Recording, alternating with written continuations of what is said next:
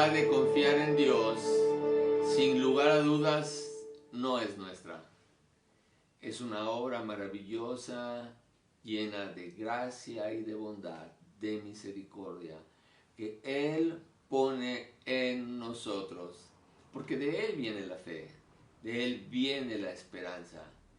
Y nos permite verlo en toda su grandeza. Muy bien, el tema de hoy, mis queridos hermanos, lleva por nombre Dios. No entiendo. No entiendo. ¿Sabes la fecha de hoy? Último día de enero. El primer mes del 2021 se fue. ¿No fue rapidísimo? Rapidísimo. Al menos de mi percepción, se fue rapidísimo. Pero ¿sabes qué es lo peor? Que la situación parece no cambiar. Nuestra vida se ha visto afectada y esto nos está provocando tensiones y estrés. No podemos hacer libremente lo que solíamos hacer y hemos adoptado costumbres que nunca habíamos practicado. Por ejemplo, vas a salir de casa, cubrebocas. Vas a entrar a una tienda, gel y checar tu temperatura. Al entrar a un lugar, son costumbres que antes no teníamos. La insistencia de los padres hace un año, en el 2019, un poquito más de un año, era: niños, saluden, no sean maleducados, saluden a todos. Y hoy les decimos: no des la mano, nada de beso y nada de abrazos. Todos sabemos que la vida es muy corta y al estar encerrados, ¿no estamos desperdiciando nuestras vidas? Tal vez hemos suspendido el propósito de nuestra vida. ¿Recuerdas cuál era el propósito de tu vida en 2019? ¿No lo recuerdas? Te voy a dar algunas ideas. ¿Adelgazar? Bueno, lo más seguro es que has subido de peso. ¿Una fiesta con 200 invitados? Olvídalo, solamente que sea virtual. ¿Rentar un local para iniciar un negocio? Ni pensarlo. ¿Viajar por el mundo? Posponlo. Posponlo porque hoy no es posible. Canadá y Cuba ya no nos quieren. Están empezando a sentir miedo de los mexicanos. Así que si pensabas ir a Canadá o a Cuba, mejor posponlo. ¿Siguen siendo tus propósitos los mismos al inicio de este 2001? Nos han pasado tantas cosas que no logramos entender cómo hallarle sentido a la vida cuando ésta se ha puesto tan difícil. Hoy, sin duda, estamos en situaciones difíciles o injustas o trágicas para las que no tenemos explicación. La vida nos ha sorprendido y no tenemos una respuesta clara o no sabemos cómo enfrentarla. Así que vayamos con uno de los hombres más sabios de este mundo, llamado Salomón, que según la Biblia es uno de los hombres de mayor sabiduría que han existido. Por ejemplo, este es un concepto que la gente contemporánea en el poder tenía de Salomón. Sí, se alcanza a ver, ¿verdad? Entonces, Salomón se dedicó a encontrar las respuestas a los enigmas de la vida. ¿Cómo lo intentó? Experimentando con su vida por diferentes medios. Aquí se los voy a poner. Lo intentó con el placer. Te probaré con alegría y gozarás de bienes. Lo intentó con el alcohol. Propuse en mi corazón agasajar mi carne con vino.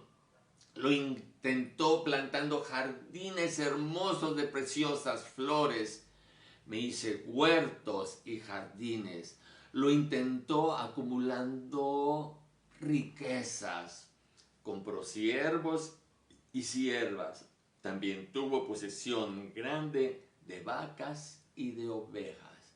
Y también lo intentó con música en vivo cuando quisiera. Me hice de cantores y cantoras. ¿Cuál fue a la conclusión que él llegó? Su conclusión fue muy sencilla. El fin de todo el discurso oído es este: teme a Dios y guarda sus mandamientos, porque esto es el todo del hombre. ¿Qué quiere decir Salomón? Que nuestra vida solo tiene sentido cuando vivimos en armonía con la voluntad de Dios. Nuestra vida solo tiene sentido cuando vivimos en armonía con la voluntad de Dios. Así que a pesar del estrés que nos provoca esta pausa, también hay un gran beneficio porque nos ayuda a ver que hay más en la vida que nacer, crecer, batallar y trabajar por un plato de comida en la mesa, un techo sobre nuestra cabeza y ropa que ponernos para luego envejecer, morir y todo se acabó. ¿Cuál es el propósito de la vida a fin de cuentas? No podemos estar cambiando la razón de nuestra existencia dependiendo de las circunstancias.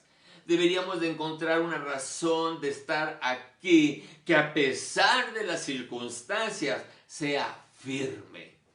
Para eso debemos acudir a una fuente segura.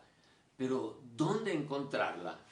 La Biblia nos dice que Dios es la autoridad suprema de la vida sobre toda circunstancia. Isaías 46:10, que anuncio lo por venir desde el principio y desde la antigüedad lo que aún no era hecho, que digo, mi consejo permanecerá y haré todo lo que quiero. Solo en Dios podemos encontrar un sentido permanente a la razón de nuestra existencia. No necesariamente debemos entender todo lo que nos sucede para tener paz y confianza. El miércoles terminé el mensaje con este ejercicio de lógica. No tiene sentido afanarse por las cosas que uno puede controlar, porque si se pueden controlar, no tiene sentido afanarse. No tiene sentido afanarse por las cosas que uno no puede controlar, porque si no se puede controlar, ¿para qué afanarse? ¿Para qué te afanas? Algo que debemos entender es que no es suficiente que nos llamemos cristianos. Debemos aprender a ver la vida desde la perspectiva de Dios. Creer en Él, confiar en Él, caminar con Él, esperar y alabarle. Déjenme decirles que todas estas cosas están fuera de nuestro alcance, no están en nuestra naturaleza, son algo que Dios en su misericordia y en su bondad ha puesto sobre nosotros por medio de las circunstancias que obedecen a su propósito para nosotros. Porque a los que antes conoció, también los predestinó para que fuesen hechos conforme a la imagen de su Hijo. Dios no está en cuarentena. Su gracia sigue trabajando a nuestro favor y su gracia simplemente está fuera de nuestro alcance humano, nuestros méritos o capacidades. Su tarea sigue siendo transformarnos de pecadores orgullosos y amadores de nosotros mismos a la imagen de su Hijo, que vive para dar gloria a Dios en todo lo que hace. A nosotros se nos olvida muy fácilmente el análisis que hace Dios de nuestra vida. No hay justo ni aun uno, no hay quien entienda. La iglesia contemporánea nos hace creer que es muy fácil alcanzar los estándares de Dios. Un poco de esfuerzo aquí, oración y ayuno acá, alabanza y testimonio más allá, y como tenemos autoridad delegada de su Hijo de hacer cosas mayores que Él, nos sentimos tan espirituales que somos nosotros los que decretamos salud y cancelamos toda actividad del enemigo, como si pudiéramos entender la mente o los caminos de Dios. Saber cuál es su voluntad para cada persona, cuáles son sus propósitos al permitir circunstancias difíciles en nuestra vida, qué medios y caminos está usando para llevarnos al punto que Él desea. Si somos sinceros con nosotros mismos, la mayor parte del tiempo deberíamos de decir, Dios, no entiendo. Y terminar la frase con un, pero confío en ti, descanso en tus promesas y te alabo en toda circunstancia. Creemos que este pasaje lo dice Pablo a los incrédulos. No hay quien entienda. Pero este pasaje también habla a nosotros, a los que somos creyentes maduros, porque es tan complicado entender a Dios. ¿Sabes por qué? Porque queremos que use nuestros métodos, nuestra lógica, que actúe en una forma sencilla y clara. Déjame hacerte unas preguntas.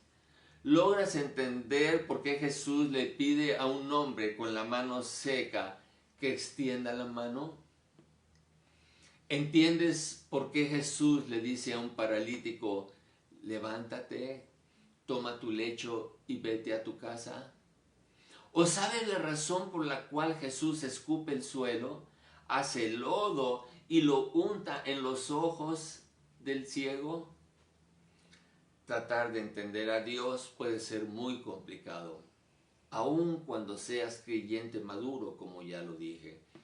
La Biblia no nos pide relacionarnos con Dios por medio del cerebro. Salomón no concluyó que el cerebro era el órgano ideal para conocer a Dios, sino el corazón.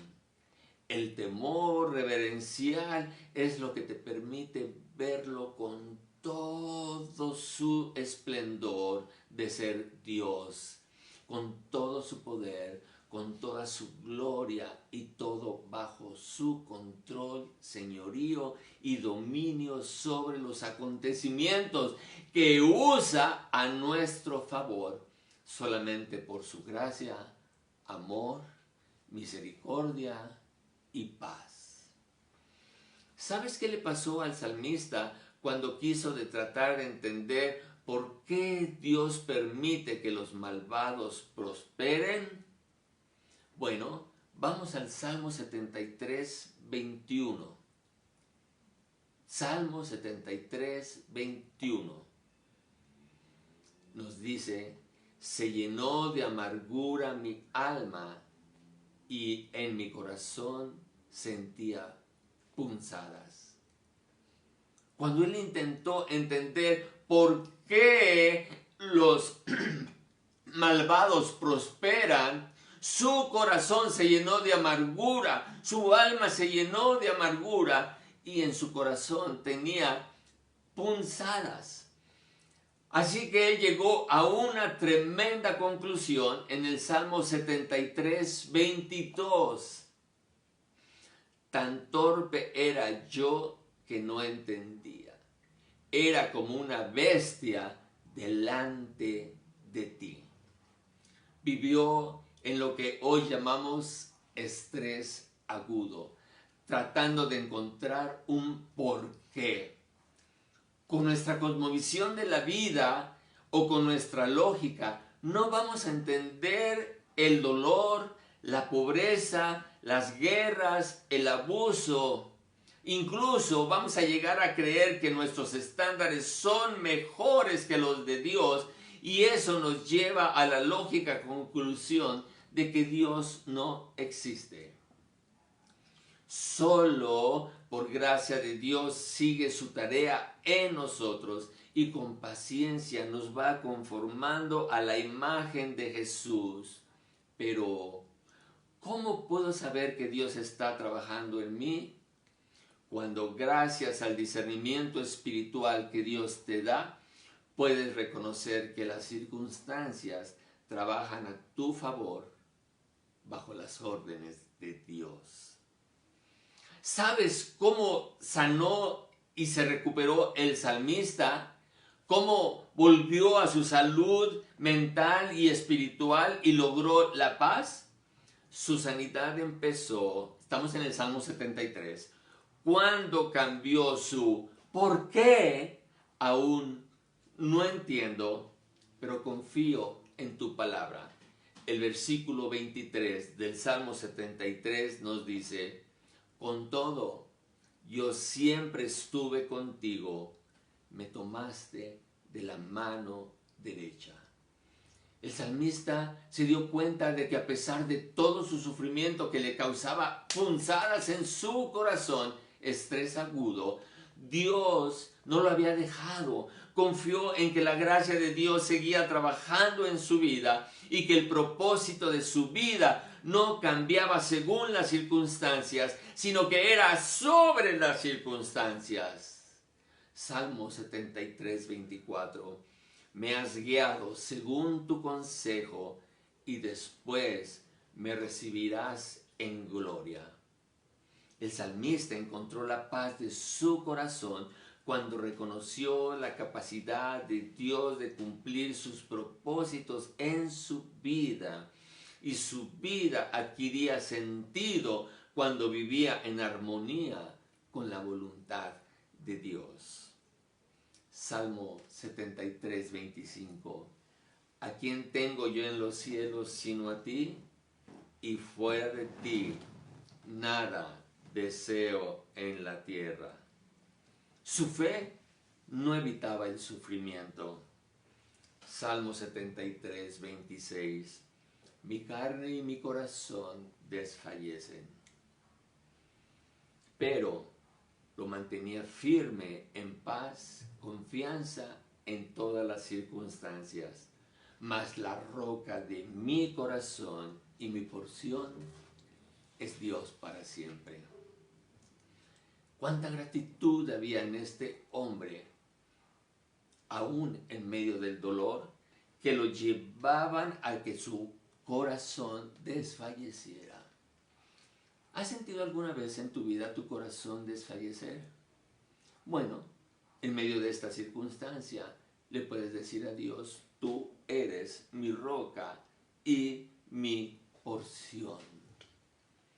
Así que con esta combinación entre dolor y fe, sufrimiento y esperanza, problemas y gracia, llegó a una conclusión que solo la gracia de Dios le pudo dar y poner en su corazón. Salmo 73, 28. Pero en cuanto a mí, el acercarme a Dios es el bien. He puesto en Jehová el Señor mi esperanza para contar todas tus obras. ¡Wow! En cuanto a mí, el acercarme a Dios es el bien. ¿Cuál es la visión del hombre sin Dios? La historia se repite. El hombre busca exactamente donde Salomón buscó y no encontró. El alcohol, otras sustancias, el dinero y las riquezas, el poder, no los encontró. Pero estos hombres sin Dios viven con la esperanza de encontrar un mejor propósito para su vida sin Dios. No cabe duda de que la situación que hoy vivimos nos permite como creyentes, tomar dos caminos diferentes. Se los repito, la situación que vivimos hoy nos permite como creyentes tomar una decisión de dos caminos que aparentemente son muy parecidos, pero que no es lo mismo.